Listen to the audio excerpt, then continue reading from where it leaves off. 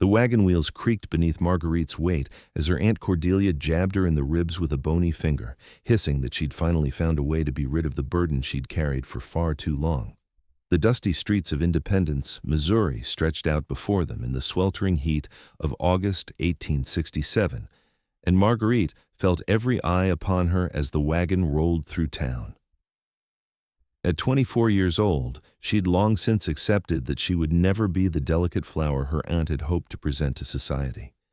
Her body was round and soft, her cheeks perpetually flushed, and her dress strained at the seams despite being the largest size the seamstress could manage. She'd stopped hoping for anything different years ago, after her parents died of cholera and left her in Aunt Cordelia's cold care. "There he is," Aunt Cordelia said, her voice dripping with satisfaction. "That mountain man who puts up notices for a wife. I answered it for you. He's already paid, so there's no backing out now." Marguerite's heart plummeted into her stomach. She gripped the side of the wagon, her palms sweating despite the dust that coated everything. "You sold me." "Don't be dramatic. I arranged a marriage. It's more than you could have hoped for, considering." Aunt Cordelia's thin lips pressed into a hard line. "He doesn't know exactly what he's getting, but a deal is a deal. He paid $50 for a wife, and you're it." The wagon stopped in front of the general store, where a man stood waiting. Marguerite's breath caught in her throat, not from fear, but from the sheer presence of him.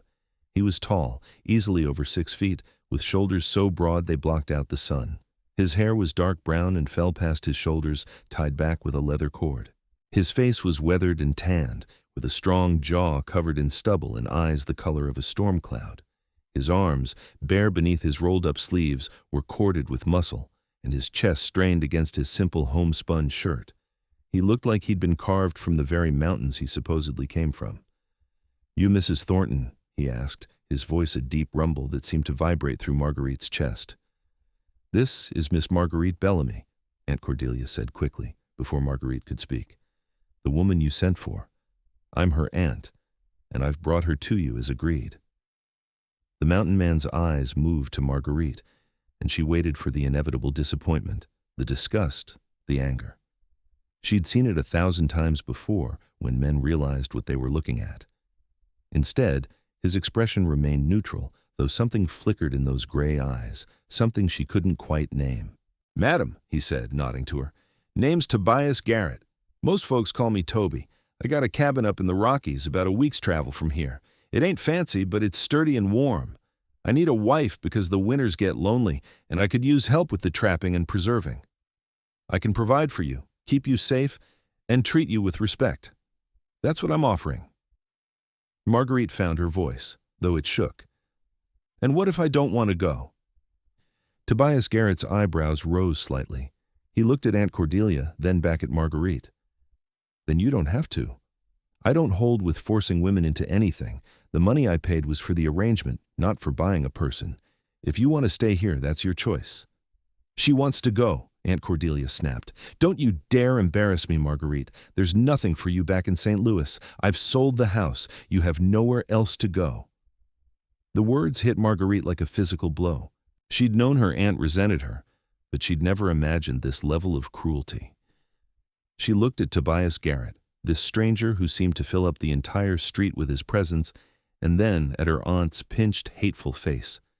Neither option seemed good, but at least the mountain man had said he'd treat her with respect. That was more than her aunt had ever offered. "I'll go," she said quietly. Something softened in Tobias's expression. "You got things to gather?" "Just one bag, in the wagon." He reached past her and lifted the worn carpet bag as if it weighed nothing at all. Then he held out his other hand to help her down from the wagon. Marguerite hesitated, unused to such courtesy, before placing her hand in his. His palm was calloused and warm, and his grip was gentle despite the obvious strength in his fingers. He supported her weight easily as she climbed down and didn't let go until she was steady on the ground. "Thank you," she whispered. Aunt Cordelia made a dismissive sound. "You're his problem now. Don't come crying back to me when you can't handle the work." With that, she snapped the reins, and the wagon lurched forward, disappearing down the street in a cloud of dust. Marguerite stood there, watching the wagon go, feeling strangely numb. Everything she'd known was gone. Not that it had been much, but it had been familiar. Now she was alone with a stranger who looked like he could snap her in half without effort. "You eaten today?" Tobias asked. She shook her head. "Come on then, we'll get some food before we head out. Got a long journey ahead of us." He led her into the general store, where the proprietor looked up with interest.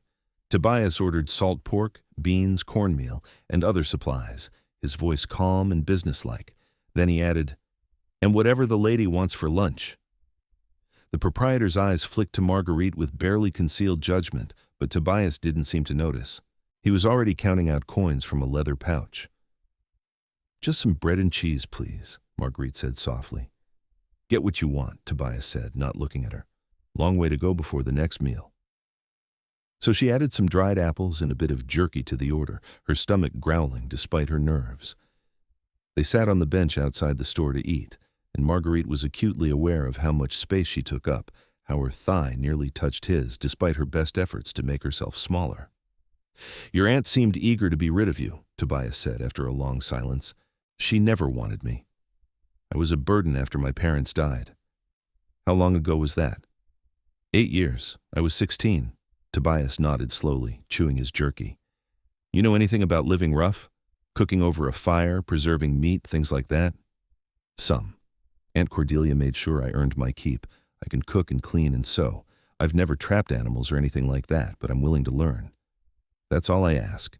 He stood, brushing crumbs from his pants. "We should get moving. Got a camp about 10 miles out where I've got my horse and supplies. We'll sleep there tonight and head out at first light." The walk was longer and harder than Marguerite had anticipated. Tobias kept a steady pace, not fast but relentless, and she struggled to keep up. Her dress was heavy and impractical, and her boots weren't made for long distances. Within an hour, she was breathing hard and sweating profusely.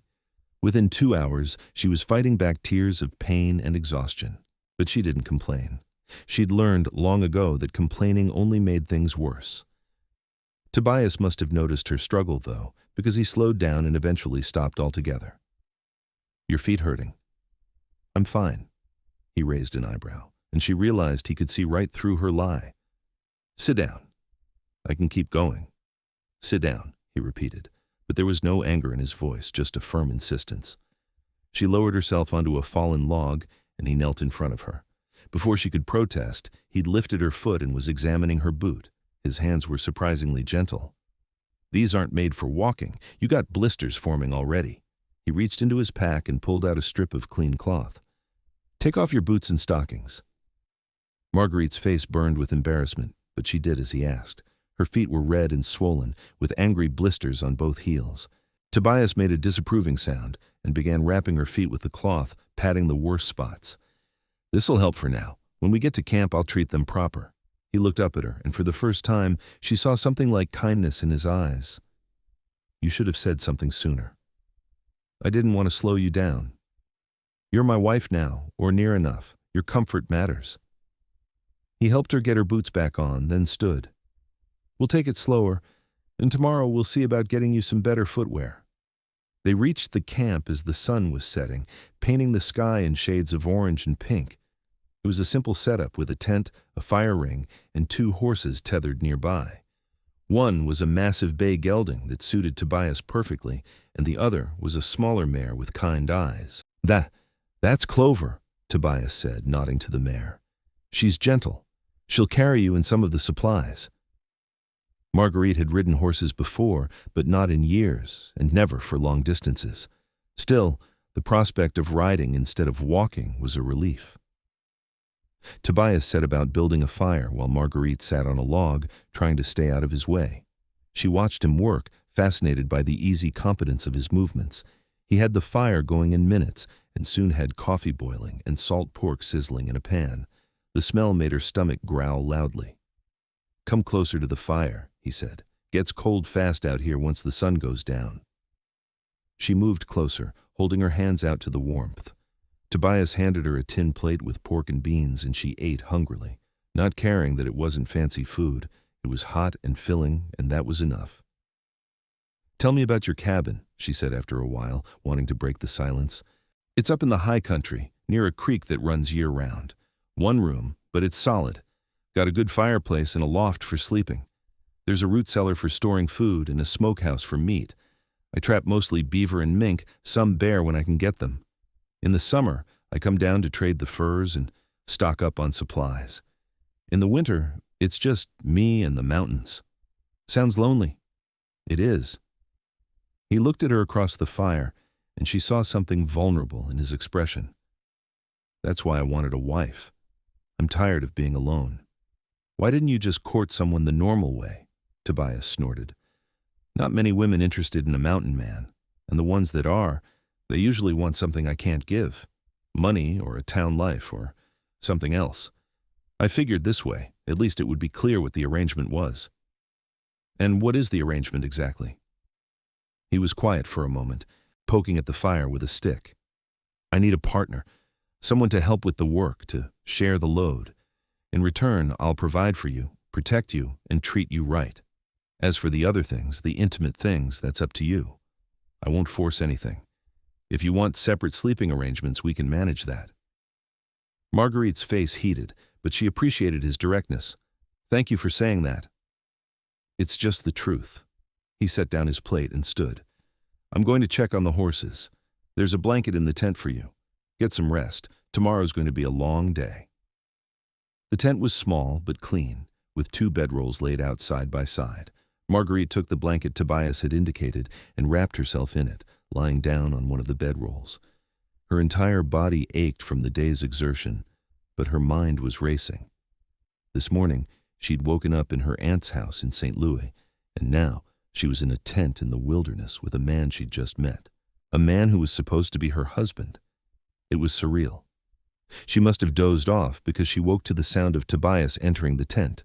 He moved quietly, clearly trying not to disturb her, and settled onto the other bedroll.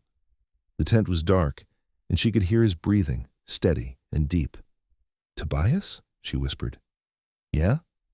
Why did you agree to this? To marry someone you'd never met? There was a long pause. Because I figured any woman willing to come out here, she'd be brave. And brave is worth a lot more than pretty. Marguerite's throat tightened with unexpected emotion. No one had ever called her brave before. Burden, yes. Disappointment, certainly. But never brave. Thank you, she whispered. Sleep, Marguerite. We've got a long road ahead. The journey to the mountains took 8 days, not the week Tobias had estimated, because they had to go slower for Marguerite's sake. But he never complained, never showed impatience. Each morning, he checked her feet and re-wrapped them with fresh cloth. He made sure she ate enough and drank enough water. When they passed through small settlements, he bought her new boots and a split skirt that would be more practical for riding and mountain life. He even bought her a wide-brimmed hat to keep the sun off her face. Marguerite wasn't used to such consideration. She kept waiting for the other shoe to drop, for Tobias to reveal some cruel streak or hidden agenda. But it never came. He was simply kind, in a quiet, matter-of-fact way that made her want to cry sometimes. They talked as they traveled, little bits of conversation here and there.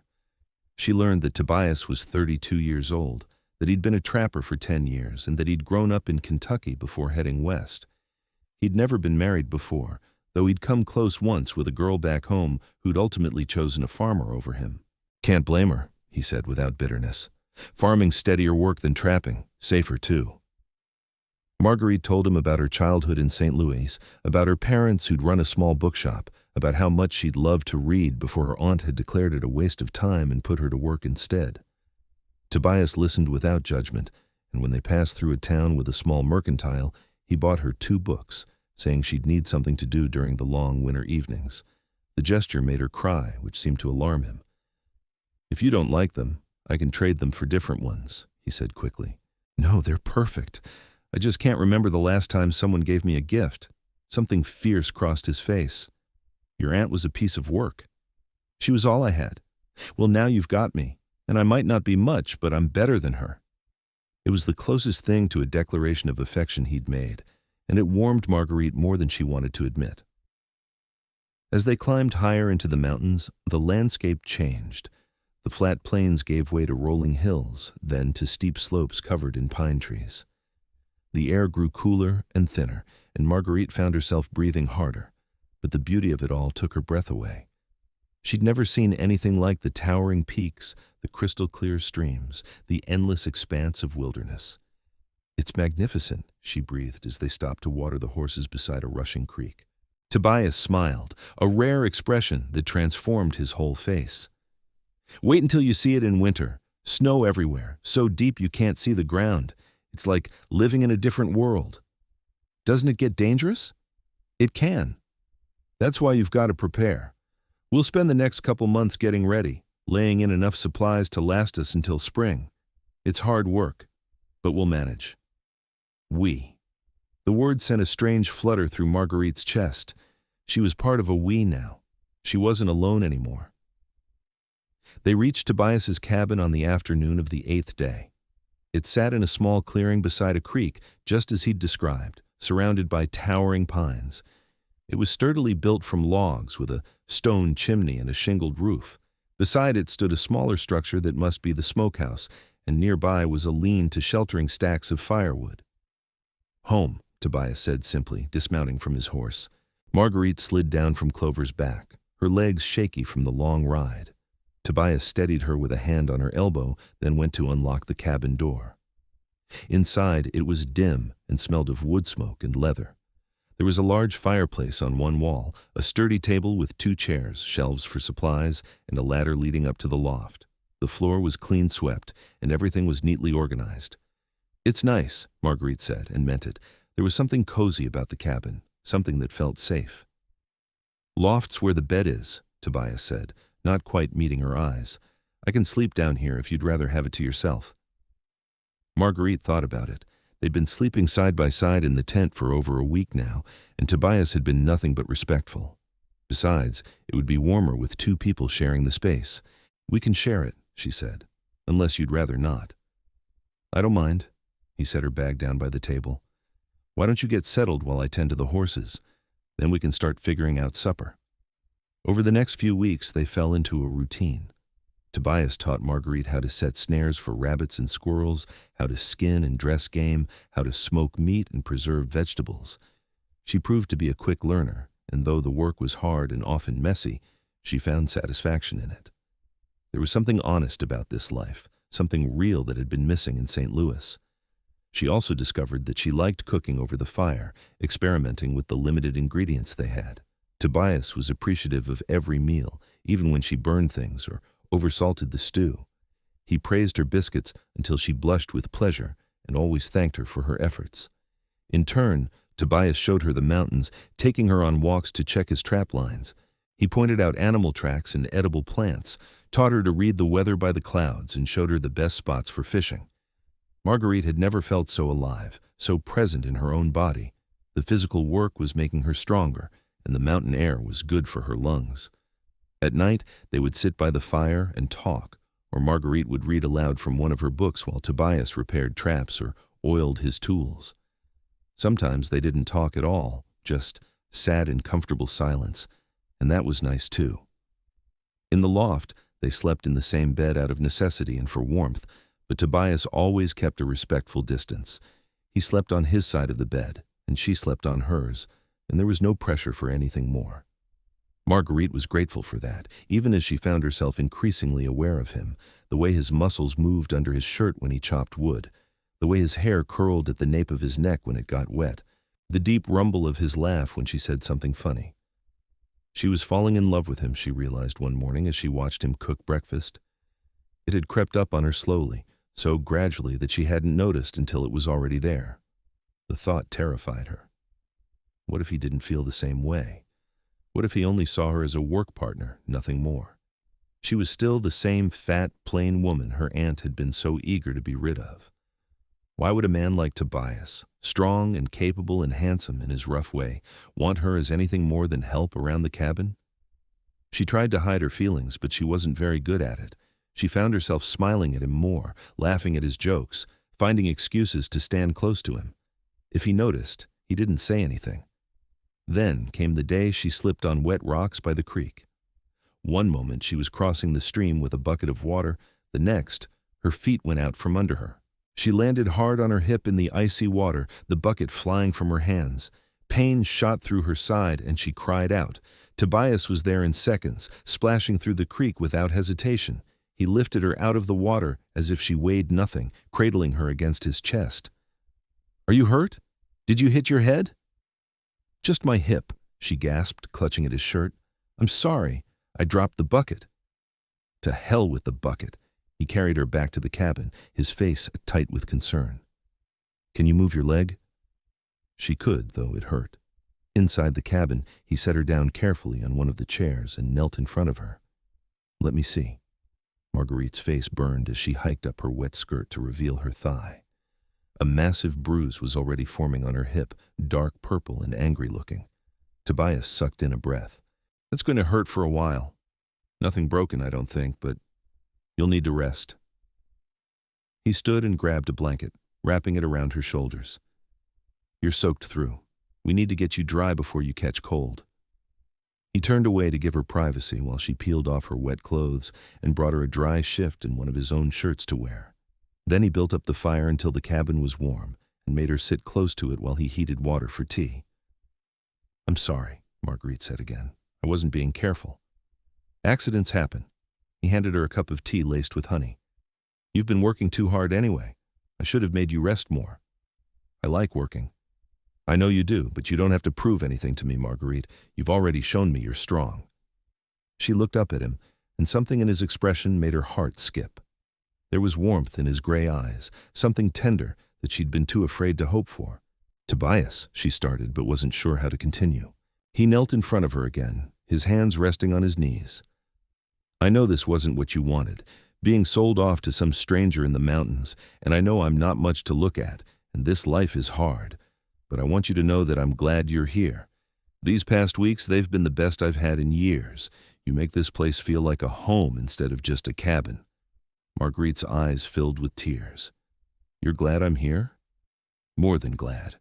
He reached out and gently brushed a tear from her cheek with his calloused thumb. "I know I'm not good with words, but I care about you, Marguerite.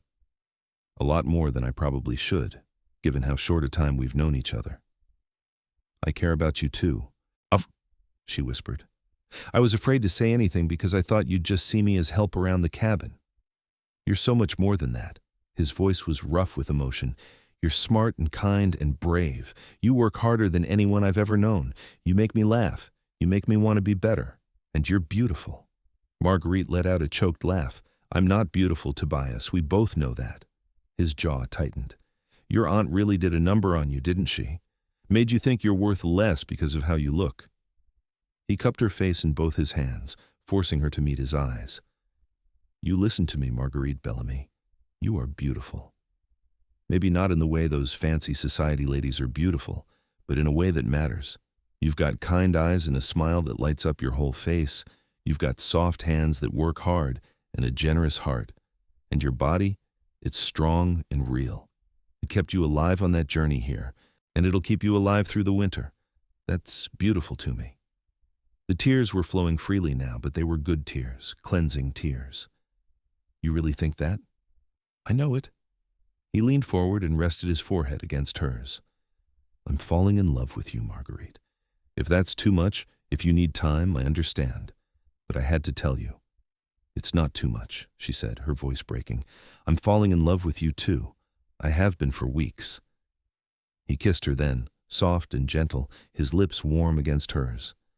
It was Marguerite's first kiss, and it was everything she'd dreamed of and more. When they pulled apart, they were both smiling. "Your hip," Tobias said suddenly. "I should check it again, make sure the swelling isn't getting worse." "Later," Marguerite said and pulled him back for another kiss. They took things slowly after that, learning each other in increments. Tobias courted her properly, or as properly as one could in a mountain cabin. He picked wildflowers for her and left them on the table. He made her breakfast in bed when her hip was too sore to climb down from the loft. He held her hand when they walked together and kissed her goodnight before they slept. The first time they made love, it was a cold October night with wind howling outside the cabin. They were in the loft under a pile of furs and blankets, and Marguerite was shivering despite the warmth of the fire below. "Come here," Tobias said, pulling her close. "Let me warm you up." She nestled against his chest, feeling the solid strength of him. His hand traced slow circles on her back, and gradually the touch became more purposeful, more intimate. When he kissed her, there was a hunger in it that hadn't been there before. "I want you," he murmured against her lips, "but only if you want this too." "I want it," she said, surprised by her own certainty. "I want you." He was gentle with her, so gentle it made her ache. His hands explored her body with reverence, and when she tried to hide herself, ashamed of her rolls and curves, he stopped her. "Don't," he said. "Don't hide from me. You're perfect just as you are." And somehow, in his arms, she believed him. For the first time in her life, she felt truly beautiful, truly desired, not despite her body but including it, all of it. Tobias loved her softness, her curves, the generous abundance of her. He showed her with his hands and his mouth and his words, until she was breathless and crying and laughing all at once. Afterward, they lay tangled together, her head on his chest, listening to the steady thump of his heart. "I love you," she said. "I love you too," he kissed the top of her head. "We should probably get married proper when we can get down to a town with a preacher." "We should," she agreed, smiling, "though I already feel married to you." "Me too, but I want to do it right. Want everyone to know you're mine and I'm yours." They were married in a small settlement at the base of the mountains in early November, just before the first big snow. The preacher was an itinerant minister passing through, and the witnesses were the couple who ran the trading post. Marguerite wore a simple blue dress that Tobias had bought her, and he wore his cleanest shirt. They exchanged vows in front of the fire in the trading post, and when the preacher pronounced them man and wife, Tobias kissed her like she was the most precious thing in the world. That night, in the room they'd rented above the trading post, they celebrated their marriage properly. Tobias made love to her slowly and thoroughly, whispering words of love and devotion until she was dizzy with happiness. "My wife," he said, like he was trying out the word. "Marguerite Garrett." "Your wife," she agreed, and kissed him again. They returned to the cabin the next day, just as the first snow began to fall. Over the following weeks, the snow piled higher and higher until the cabin was nearly buried. But inside, they were warm and safe and happy. They spent the long winter days working together, tending the fire, preparing meals, and checking the trap lines when the weather allowed. In the evenings, Marguerite would read aloud, or they would play cards or simply talk. Some days they barely left the loft, making love and sleeping and making love again, lost in each other.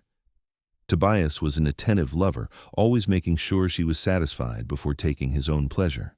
He loved to touch her, to map every inch of her body with his hands, and she grew bold enough to do the same to him. She loved the hard planes of his muscles, the scars that told stories of his rough life, the way he groaned when she kissed his neck. "You're insatiable," she teased one afternoon as he pulled her back into bed for the third time that day. "Only for you," he said, and proved it. Winter passed in a blur of snow and firelight and love. By the time spring arrived, Marguerite had changed. The hard work and mountain air had transformed her body, making her stronger and more capable. But more than that, she'd transformed inside. She no longer saw herself through her aunt's critical eyes. She saw herself as Tobias saw her, strong, capable, beautiful, loved. She discovered she was pregnant in May, when the wildflowers were blooming and the snow was finally melting. She'd been feeling queasy in the mornings, and her monthly courses had stopped. When she told Tobias, his face lit up with joy. "A baby," he said, wonder in his voice. He placed his hand on her still flat stomach. "Our baby." "Are you happy?" she asked, suddenly nervous. "Happy?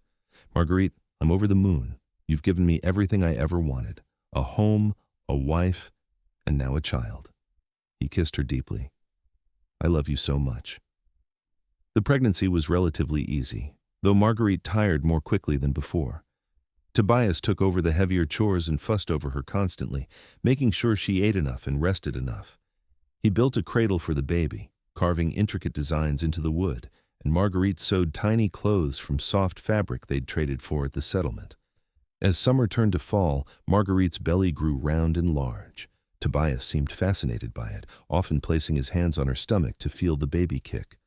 "Strong little one," he'd say with pride, "takes after you." Or after you, Marguerite would reply, laughing. They made one trip down to the settlement in October to stock up on supplies before winter and to arrange for a midwife to come stay with them when Marguerite's time drew near. The midwife, a capable woman named Mrs. Holbrook, agreed to come up in December when the baby was due. "You're healthy and strong," Mrs. Holbrook said after examining Marguerite. "I don't anticipate any problems, but it's good to have experienced help for a first baby." The baby came a week before Christmas, on a snowy night when the wind was howling outside. Mrs. Holbrook had arrived 2 weeks earlier and had been staying in the cabin, sleeping by the fire, while Marguerite and Tobias remained in the loft. When Marguerite's pains started, Tobias nearly panicked, but Mrs. Holbrook calmly took charge. "Boil water and tear up clean cloths," she instructed Tobias, "and stay out of the way unless I call for you." It was a long labor, lasting through the night and into the next morning. Tobias paced downstairs, occasionally calling up to ask if everything was all right. Mrs. Holbrook would assure him that it was, and Marguerite would try to call down that she was fine, though it hurt more than anything she'd ever experienced. But then, just as the sun was rising, the baby was born. A boy, healthy and squalling, with a shock of dark hair like his father's. Mrs. Holbrook cleaned him up and placed him in Marguerite's arms, and Marguerite fell in love all over again. "Tobias," she called weakly, "come meet your son." Tobias climbed the ladder so fast he nearly fell, and then he was there, staring down at the tiny bundle in Marguerite's arms with tears streaming down his face. "He's perfect," Tobias whispered. "Just perfect." "Do you want to hold him?" Tobias looked terrified, but he carefully took the baby, cradling him against his broad chest with surprising gentleness. The baby quieted immediately, seeming to recognize his father's presence. "What should we name him?" Marguerite asked. "What about James after your father?" Tobias suggested. Marguerite's eyes filled with tears. "You'd do that?" "Of course. He should know where he came from. James Garrett. It's a strong name." So James he became. Jamie for short. He was a good baby, crying only when he was hungry or needed changing, and sleeping long stretches at night. Marguerite had worried that she wouldn't know how to be a mother, but the instincts seemed to come naturally. She nursed him and rocked him and sang lullabies her own mother had sung to her. Tobias was besotted with his son. Every moment he wasn't working, he was holding Jamie, talking to him in a soft voice, showing him things around the cabin. "This is a beaver pelt," he'd say, as if the baby could understand. "Your mama and I caught this one together. She's a natural trapper, your mama." Mrs. Holbrook stayed for 2 weeks after the birth, making sure Marguerite recovered properly and teaching her everything she needed to know about caring for a newborn. Before she left, she hugged Marguerite tight. "You've done well for yourself, my dear," she said. "That man loves you something fierce, and you've got a beautiful family. Don't let anyone ever tell you different." "Thank you," Marguerite said, meaning it. After Mrs. Holbrook left, it was just the three of them again. The cabin felt fuller now, alive with Jamie's cries and coos. Marguerite had never been so tired or so happy. Even on the hardest days when Jamie was fussy and she was exhausted, she wouldn't have traded it for anything. Winter passed, and then another spring and summer. Jamie grew from a baby into a toddler, learning to walk and talk. His first word was "da," which made Tobias puff up with pride, though Marguerite teased him about it. His second word was "mama," which made her cry happy tears. When Jamie was 2 years old, Marguerite discovered she was pregnant again. This time, Tobias was even more excited, if that was possible. "Jamie needs a brother or sister," he said, kissing her belly, "and I need more babies to spoil." "You spoil Jamie rotten already," Marguerite said, but she was smiling. The second baby, a girl they named Clara after Tobias's mother, was born on a warm summer evening with much less fuss than Jamie's birth. She was smaller and quieter than her brother, with Marguerite's eyes and Tobias's stubborn chin. Jamie was fascinated by her, always wanting to touch her gently and bring her his toys. Life settled into a comfortable rhythm. The years passed in a blur of seasons, each bringing its own joys and challenges. They had 2 more children, another boy named Thomas, and then another girl named Rose.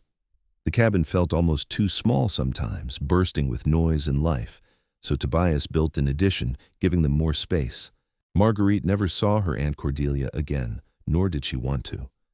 Sometimes she thought about those dark years in St. Louis and marveled at how far she'd come.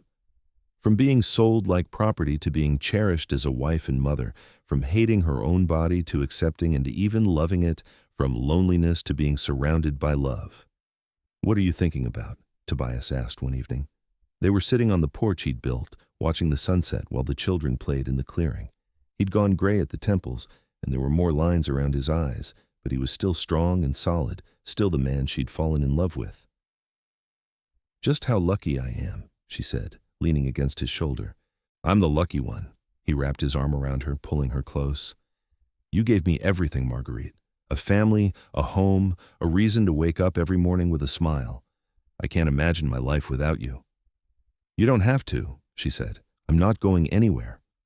"Promise?" "Promise." They sat in comfortable silence, watching their children play. Jamie was 10 now, already helping his father with the trap lines. Clara was 8, gentle and thoughtful, always mothering the younger ones. Thomas was 6 and wild as the mountains themselves, constantly getting into mischief. And Rose was 4, the baby of the family, sweet and chatty. "Think we'll have any more?" Tobias asked, a teasing note in his voice. Marguerite laughed. "4 is plenty, don't you think?" "I suppose, though I wouldn't mind another one. You make beautiful babies." "We make beautiful babies," she corrected. "It takes 2, remember?" "How could I forget?" He nuzzled her neck, making her giggle and push him away. "Not in front of the children." "Later, then." "Later," she agreed, and kissed him. As the years continued to pass, the children grew. Jamie became a skilled trapper like his father, eventually building his own cabin a few miles away when he married a girl from the settlement. Clara married a school teacher and moved down to the valley, where she taught children to read and write. Thomas joined a surveying expedition and explored the territories farther west, sending letters that Marguerite treasured. Rose married a rancher and had 5 children of her own, making Marguerite and Tobias grandparents many times over. Through it all, Marguerite and Tobias remained devoted to each other. They aged together, their bodies growing older, but their love staying strong.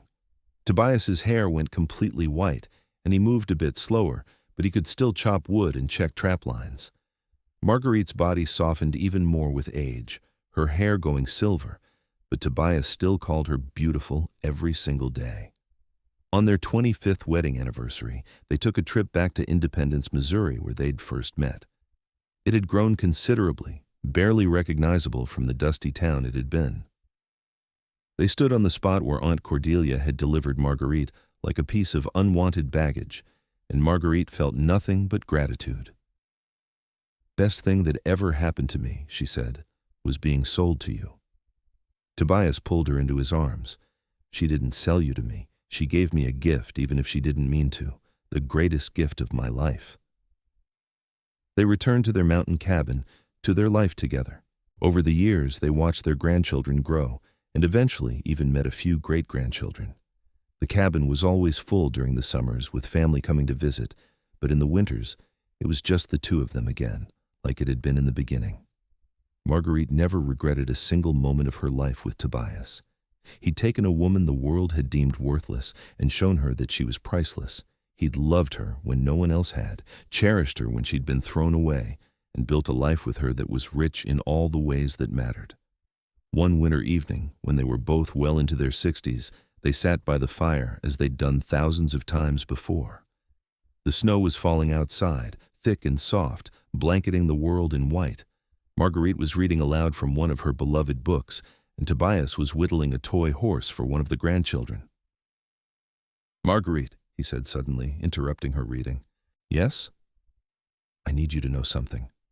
His voice was serious, and she set down the book, concerned. "If I had it to do all over again, I'd still choose you. Every single time. You're the best thing that ever happened to me." Her eyes filled with tears. "You're the best thing that ever happened to me too, Tobias Garrett. You saved me." "No," he said gently. "We saved each other." And in that warm cabin, with the snow falling outside and the fire crackling inside, Marguerite knew he was right.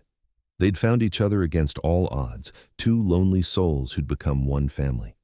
Her aunt had meant to dispose of her, but instead had given her the greatest gift imaginable, a chance at real love. Years later, when they were in their 70s, Marguerite and Tobias still lived in their beloved cabin, though Jamie had insisted on moving back nearby to help with the heavier chores. Their hair was white as the winter snow, their bodies bent with age, but their love was as strong as ever. On a clear spring morning, Marguerite woke to find Tobias already up, sitting on the porch and watching the sunrise. She made coffee and brought him a cup, settling into the chair beside him. "Beautiful morning," he said, taking her hand. "They all are up here. I was just thinking about the day we met.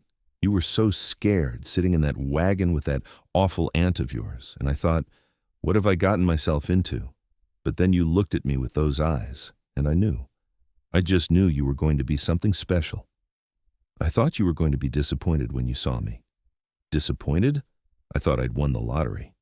He squeezed her hand. "Still do." They sat together, watching the mountains wake up, the sun painting the peaks in shades of pink and gold. Behind them, they could hear Jamie's family stirring in his cabin, the sound of children laughing and playing. Life was good. Life was full. "Do you ever wonder what would have happened if you'd said no that day?" Tobias asked. "If you'd refused to come with me?" Marguerite thought about it. "Sometimes, but I don't think I really had a choice. My aunt would have thrown me out anyway. At least with you I had a chance. More than a chance. You had a future. We had a future." "We still do," she said firmly. "We've got years left, Tobias Garrett." "I hope so. I'm not ready to leave you yet." "Good. Because I'm not ready to let you go." They stayed on the porch until the sun was high in the sky, holding hands and watching the world wake up around them. It was a perfect moment, one of thousands they'd shared over their life together.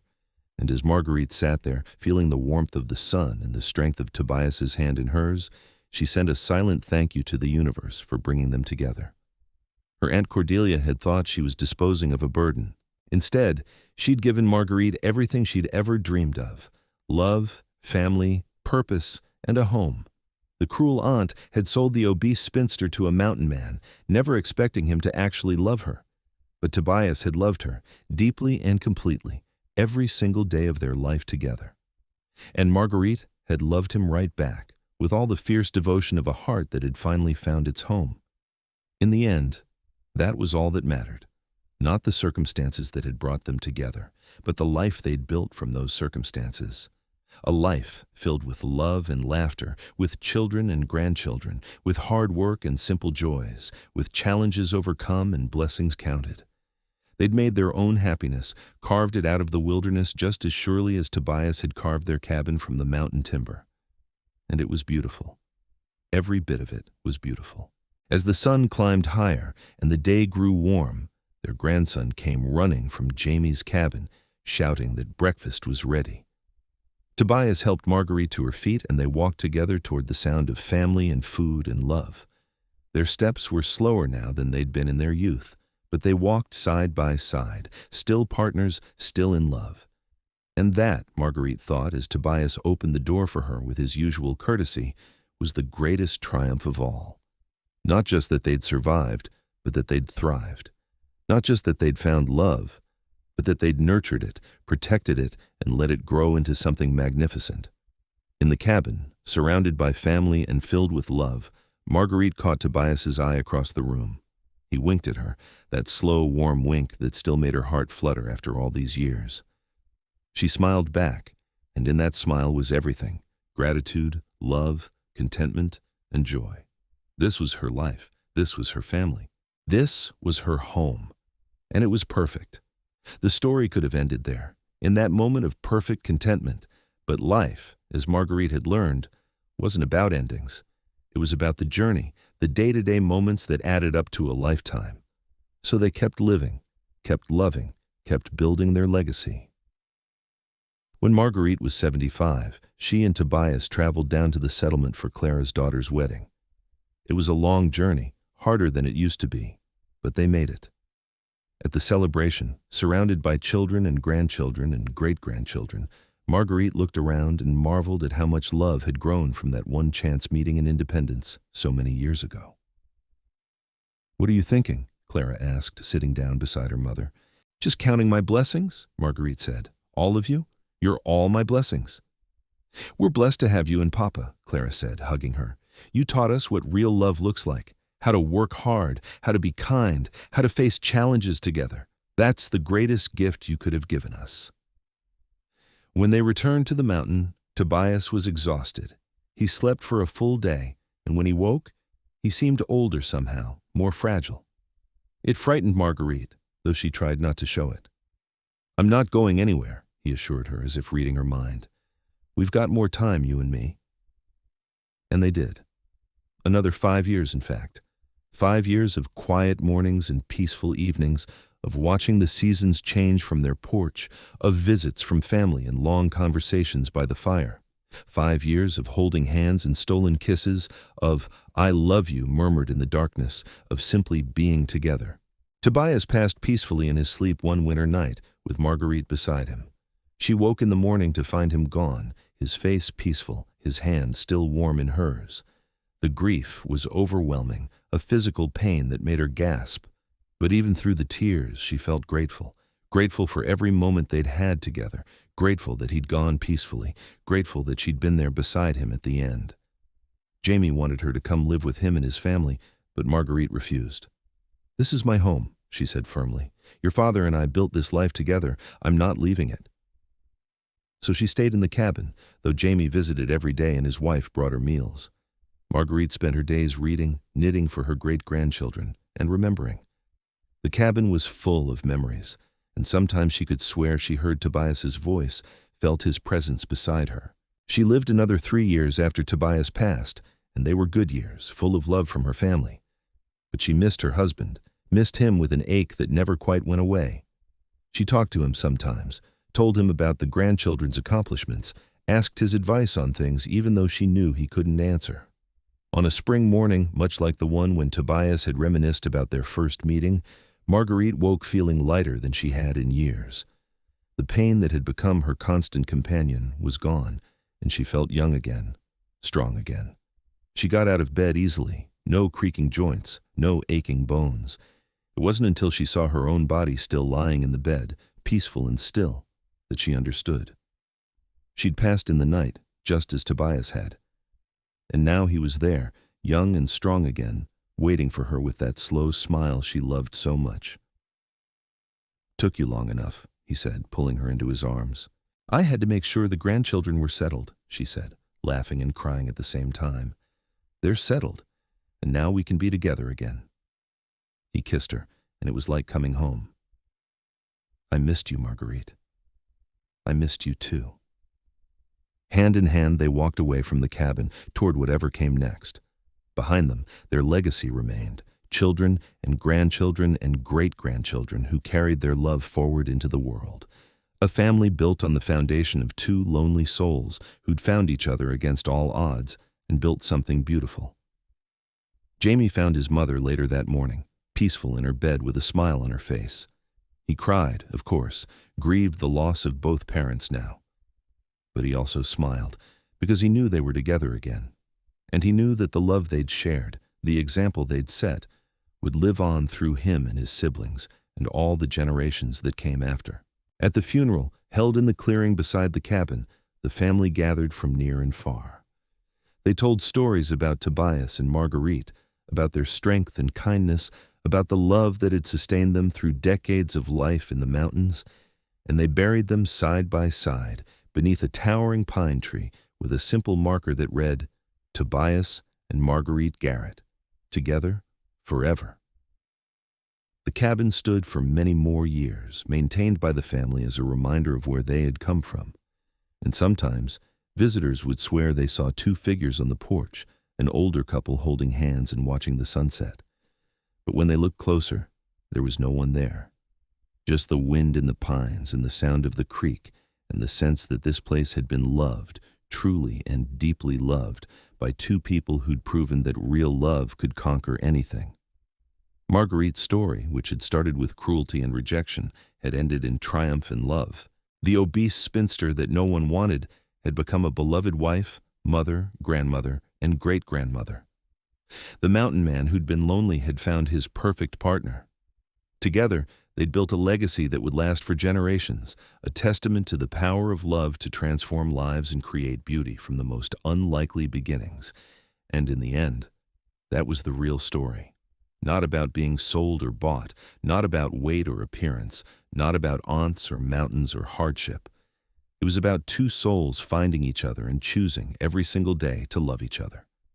That choice, repeated over decades, had created something magical, something eternal, something that proved beyond any doubt that when real love takes root, nothing can stop it from growing into something magnificent. The end.